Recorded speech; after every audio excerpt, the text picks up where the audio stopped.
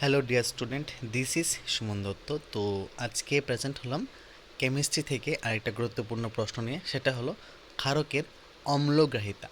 এই যে ক্ষারকের অম্লগ্রাহিতা, দেখো এখানে খুব ছোট্ট একটা পার্ট, ঠিক আছে? NOOH, CaOH2, AI, OH3, CaO। এর দুইটা পার্ট থাকে, একটা হলো আয়নি ভবন, একটা হলো অম্লগ্রাহিতা, ঠিক আছে? এই যে আয়নি ভবন কি?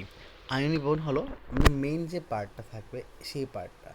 তো তার থেকে কিভাবে কি হয়, কোনটা প্লাস হয় কোনটা মাইনাস হয়, NOOH থেকে Na প্লাস আর OH মাইনাস, তাহলে অম্লগ্রাহিতা কত এর 1। তো এই জিনিসটা আমাদের মনে রাখতে হবে, যদি পরীক্ষার মধ্যে প্রশ্ন করে যে NaOH এর অম্লগ্রাহিতা কত, তো আমাদের মনে রাখতে হবে কত, এটা হলো 1। CaOH2 এর অলমগ্রাহিতা কত, 2, ঠিক আছে?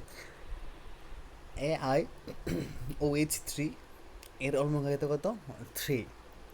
CaO এর অলমগ্রাহিতা 2। কিন্তু যদি আমাকে বলে যে এর আয়নি ভবন কত, তখন আমাদের লিখতে হবে যে এইভাবে CaOH2 এর হলো Ca double plus 2OH minus, ঠিক আছে? তো এইভাবে লিখতে হবে, কিন্তু মাস্ট বি আমাদের কিন্তু এই জায়গাটা কিন্তু শো করতে হবে, যেভাবে এখানে লেখা আছে, এখানে যেভাবে লেখা আছে সেভাবে শো করতে হবে। যদি শো না করো তাহলে কিন্তু নাম্বার পাবে না। তো অবশ্যই অবশ্যই এই জায়গাটা খেয়াল রাখবে, ঠিক আছে? যেমন AI আছে, তো কি A3 plus 3OH minus 3, CaO Ca plus plus plus O2 minus, এটা কত, অলমগ্রাহিতা 2। তো এই হলো আয়নি ভবন এবং অলমগ্রাহিতা।